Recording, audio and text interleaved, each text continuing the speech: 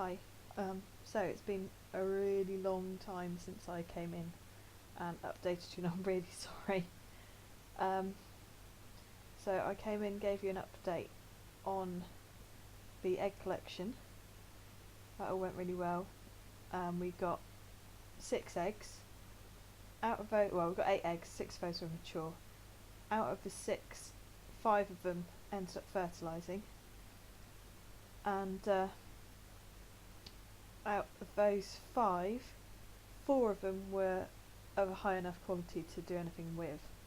The 5th one was, it's 1 grade off, but they don't, if it's 1 grade off, it's 1 grade off, they still won't freeze it or do anything with it. So we had a choice of putting 1 or 2 embryos back. If we'd have had 5 good quality embryos, then we would have only been allowed to put 1 in, and our health service would have paid for the freezing, and they would have paid for any subsequent, or for our next cycle if this one doesn't work.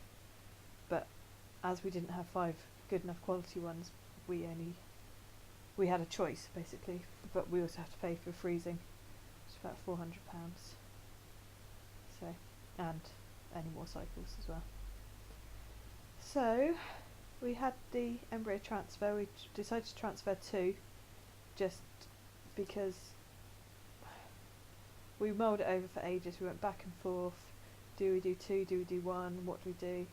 And we decided to do 2 because, you know, I know chances aren't raised a massive amount, but they're raised enough. You know, it's only a couple of percent or whatever, but a couple of percent's a couple of percent, isn't it? So 2 embryos went back. They're 2 best grades. They grade our embryos at the hospital from, they go +1, -1, +2, -2, all the way down to 5. Anything below -2 is classed as not good enough, and our one that wasn't good enough was a +3. So it was literally just 1 grade out, but never mind. So we put in a -1 and a +2. They said they've never seen a +1 in the whole time they've been there, so that's good that we've had the, you know, we had one of the higher ones that they see. They don't see +1s, so it's fine, it's good. 2 good ones, +1 and a a -1 and a +2 got put back in, and we've frozen a +2 and a -2. So we shall see what happens. What am I now? Embryo transfer was on Friday. To be honest, I just felt really tired on Friday. I was going to come on do a video, and I was shattered, didn't do it. Saturday and Sunday didn't really feel too well, so didn't do it. I've been in bed the whole time. I've migrated, I'm downstairs. Came downstairs today, but I've been in bed the whole time, which just felt really rough. I think I had a mild case of hyperstimulation, because yesterday, is it yesterday? Yeah, oh yeah, sorry, I was going to tell you whereabouts I am. Today is Wednesday, so we had transfer on Friday. It was a day 2 transfer, which is quite common in the UK apparently. So I was expecting it to be a day 3, but it's day 2. I don't know if it was a day 2 because day 3 would have been a Saturday, and they didn't want to do it on a Saturday, but it's fine, it's fine. So I am 5 days past the 2-day transfer, so a little while yet before we'll know anything, but I have started testing out the trigger just because I wanted to know that the trigger was gone. That's one thing I like to know. I did that with the IUIs, and so far I'm right on track with how I always have been. 8.5 days after the trigger. I tested this morning because I do my testing in the morning, and my trigger was at 9 PM in the evening, so basically half a day later on top of however many other days, if that makes any sense. Rambling. Yeah, so 8.5 days past the trigger when I tested this morning, and it's barely there now. It's pretty much gone. Another day or 2 and it should be all gone, if it doesn't start getting darker. yeah, so on Monday night, I had really, really bad pains all down my neck. Horrible pains, really, ouch. I'd been lying in bed facing that way all day, and I was watching films on my laptop to distract me from feeling not very well. I didn't really drink much on Sunday. Saturday and Sunday I didn't drink an awful lot. Tap tap, talking of which, let me have a drink. Didn't drink much. Sunday I didn't drink much. Monday didn't drink much again. Maybe I did drink on Saturday.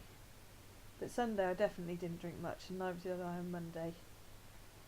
Monday night I got this horrible pain down my neck, and then it kind of went down my arm, and it got down my arm, and it felt like I'd slept awkwardly on it, but I knew I hadn't, and all of this bit felt really tight and crampy and horrible. It just felt really bizarre. We phoned the out of hours people. They basically dismissed it. They said that there was nothing wrong if I was worried then to go to A&E, which was nice. Made me feel really shit, basically, that you phone up the hospital, the number you've been given to call if you have a problem. You have a problem, you phone them and they say no, there's nothing wrong. Don't be stupid. If you're really that worried, go to A&E, don't bother us. So Ian said should we go to A&E, and I said well no, because obviously it's nothing to worry about IVF wise, we'll just forget about it. So I made Ian go to sleep, because there's no point in him sitting there worrying about me when he's got to work and I don't. So I made him go off to sleep, and then I ended up going into a spare room because I was just really uncomfortable and I was fidgeting, and I didn't want to turn the light out because I didn't feel too good. So I thought instead of distracting Ian, keeping him awake, I would go into the spare room. So I went in there, sat up to try and sleep, had about half an hour's sleep, and then I woke up really suddenly, like, whoa, I'm awake. And I woke up and I thought, oh, I'm going to be sick, and the room was spinning. I ran to the toilet and I was really violently sick, and I eventually stopped being sick, came back to bed and lay there, sat up, fell asleep, sat up again, about half an hour's sleep. Then I woke up again, exactly the same thing, really suddenly, room spinning, gonna be sick. Ran off to the toilet, really violently sick again, and Ian came in at this point and he was really worried about me because my whole body was shaking and I was just not in a good state. I had a sip of water and I was sick again really badly. Any time I would have a tiny sip of drink, I'd be really, really sick. So Ian was quite worried. I was getting worried at this point because you're meant to stay hydrated through all of this IVF process. You're meant to drink, and I couldn't keep anything in, and so I was just in a complete mess. I didn't know what I was doing at this point, and so Ian said maybe we should go to A&E, and I just said yeah, okay, because I didn't like it. I was really worried at this point. So A&E we came. Sorry, I seem to have relaxed my legs and slipped. Yeah, A&E we went to, which is accident and emergency. For you Americans, I don't know. Yeah, you must know that. Sorry, I'm being weird. Yeah, we went down to A&E, and after sitting in the waiting room for ages, or it felt like ages, it was only about half an hour, but I really didn't feel well. And there was a woman in the toilets who was being very, very sick. And that noise, my phone's gonna go. Here you go. Get to hear my phone again. Yeah, after being so sick myself, listening to someone else throwing up really wasn't very nice. But I managed not to be sick again. I hadn't drunk anything, so I wasn't sick again. But we got seen. The nurse came and then the doctor came to see me, and basically they gave me some drugs through an IV because I couldn't take it as a tablet because I'd just be sick. Sorry, just uncrossing my legs. Yeah, I couldn't take it as a tablet. I couldn't keep anything down. So they sorry, I'm faffing now. They gave me an IV, gave me some anti-sickness drugs that they give to pregnant ladies when they've got really bad morning sickness. They gave me some paracetamol for the pain in my neck, which they couldn't explain, which I guess it must have just been that I've been lying awkwardly, to be honest with you. It must have been what it was. And then they pumped in a whole load of fluid. After that I still felt really dizzy and sick, but I managed to keep down half a cup of water, so they said we could go home. So we'd been in the hospital since 4 a.m. till we got home about 9. So Ian had had a couple coffees, or one coffee, not sure. So he couldn't actually go to sleep because he'd woken himself up, so he did a bit of work in the morning, had a kind of crash and burn moment in the afternoon for a bit, had a bit of a nap. Whereas I got home and I had a sleep, then I had the runs. Can't a girl get a break, hey? Really bad. Couldn't take anything because the hospital said you're not allowed to take anything like that. You just got to let nature take its course. We phoned the clinic and they said they thought I'd picked up a bug, but I had been in bed for 4 days. Where the hell am I going to get a bug from? So I've put it down to the fact that I hadn't drank enough, and basically I just had a bit of hyperstimulation. I mean, I was bloated. Not massively bloated, but I had been bloated a few days beforehand, like really quite uncomfortably bloated.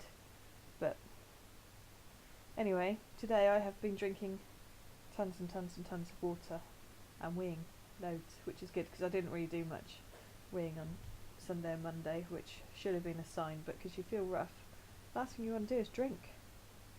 God. But anyway, I don't know if you can see it, but yeah, here you go, you can see. I've got a nice bruise coming on the back of my hand from my IV. It looks a bit like a face. 2 eyes and a mouth, and where the dot is, I don't know if you can see the dot, like a little pinprick nose. But yeah, a bruise to show all my troubles. So that's where we are now. I feel much better today. I haven't been sick, no anything else coming at me. Drank loads, managed to eat, and I'm just going to chill.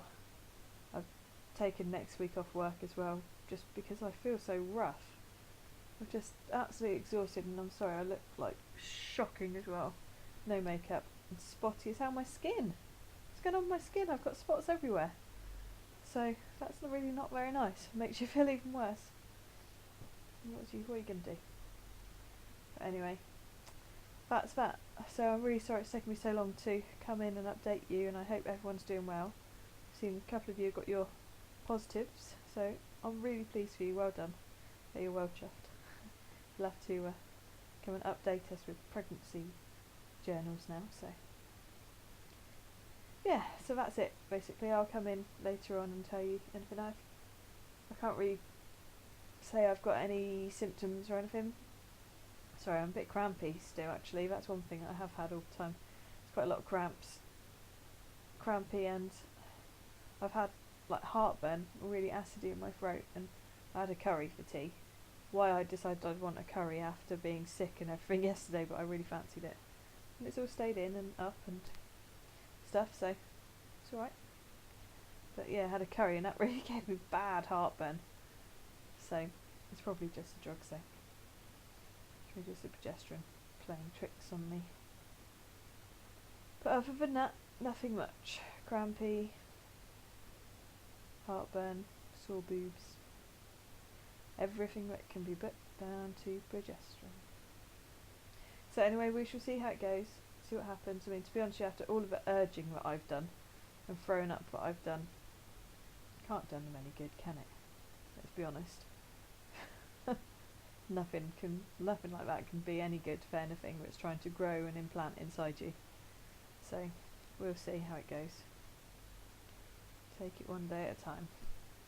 I'll come back in later on and give you an update, but nothing much really to report now other than that. So